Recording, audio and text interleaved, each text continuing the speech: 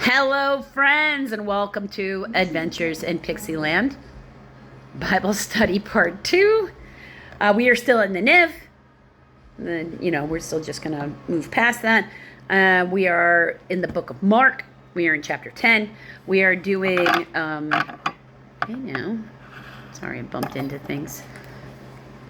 My bookmark from my other spot in the Bible, the tiger bookmark, is trying to escape. The tiger's trying to escape, so I'm like, no. And then I'm bumping into things. We are going from 32 to 52. This in chapter 11 in the book of Mark. So Jesus predicts his death. Verse 32. They were on their way up to Jerusalem with Jesus leading the way. The disciples were astonished, while those who followed were afraid. Again, he took the 12 aside and told them what was going to happen to him. "We're going to go up to Jerusalem," he said. "The Son of Man will be betrayed to the chief priests and the teachers of the law. They will condemn him to death, and he will be handed over to the Gentiles," this would be the Romans, "who will mock him and spit on him, flog him, and kill him. 3 days later, he will rise." Imagine this is sort of like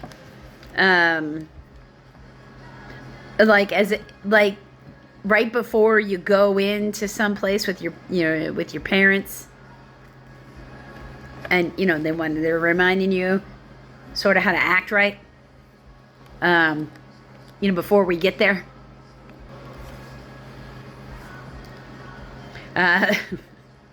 The request of James and John.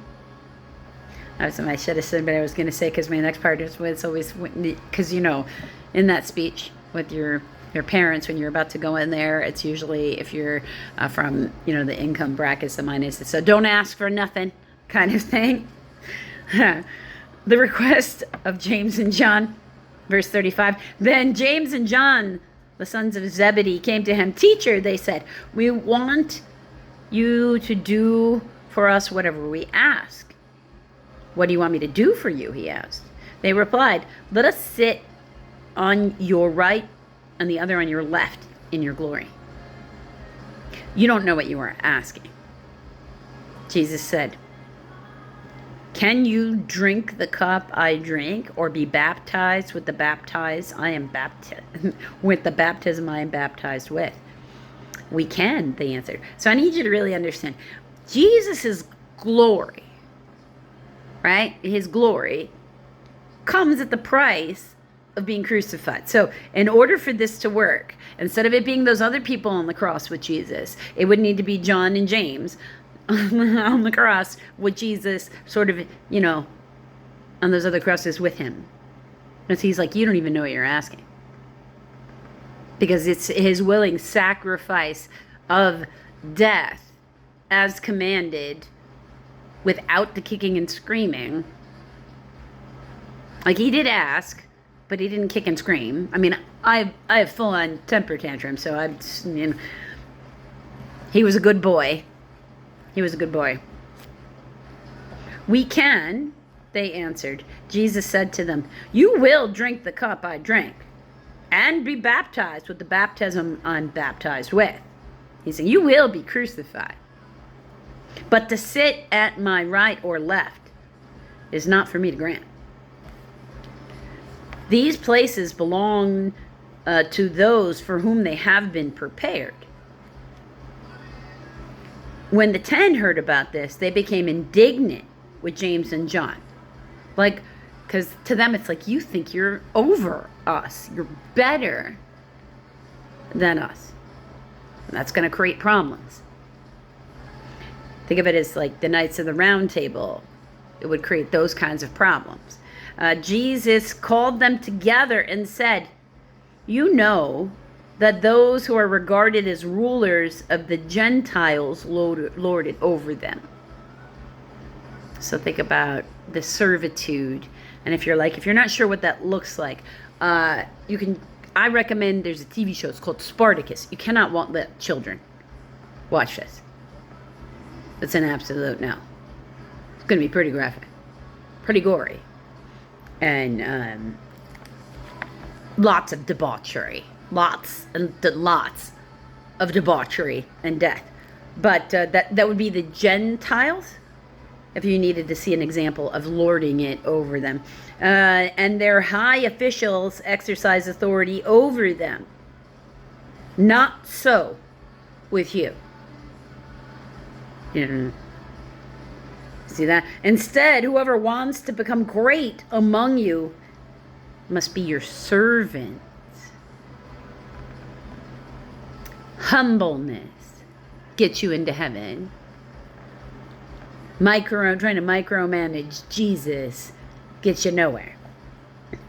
And whoever wants to be the first must be slave of all. For even the Son of Man did not come to be served, but to serve. Jesus' example was out there doing the work. His head down, helping the people, doing the work.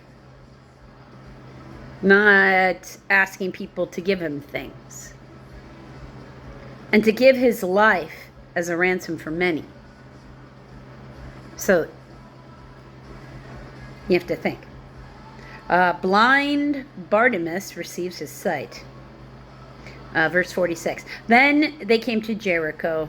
As Jesus and his disciples, together with a large crowd, were leaving the city, a blind man, Bartimaeus, that is the son of Timaeus, was sitting by the roadside begging. When he heard it was Jesus of Nazareth, he began to shout, "Jesus, son of David, have mercy on me." Many rebuked him and told him to be quiet. But he shouted all the more, "Son of David, have mercy on me." Jesus stopped and said, "Call him." So they called the blind man. "Cheer up, on your feet, he is calling you." Throwing his cloak aside, he jumped to his feet and came to Jesus. "What do you want me to do for you?" Jesus asked. The blind man said, "Rabbi, I want to see." "Go," said Jesus, "your faith has healed you." Immediately he received his sight and followed Jesus along the road. I would too. If I'd been blind and somebody was like, "Oh, you want your sight back? No problem. Here's your sight. Go ahead. Now you can see." Whew. Yeah. I'd follow him around too. On a spiritual sort of metaphysic level, that is kind of actually what happened for me. I was pretty young. And it was more like I wasn't feeling well. And it was like, since I have to be home from school, which for me was bad news. I have to be home from school. I'm going to sit here and do my best to read this Bible until I feel better. And that was sort of like with not much interaction with the church because my parents weren't going to the church. I'd been baptized. Christened is how other places would have put it. Dedicated, because I was a Baptist. But they didn't like the new pastors, so they stopped going. Reading the Bible was not their idea, but mine. So, that is kind of how it worked for me. That's why I've been following around there since then. So, in a few more minutes, friends,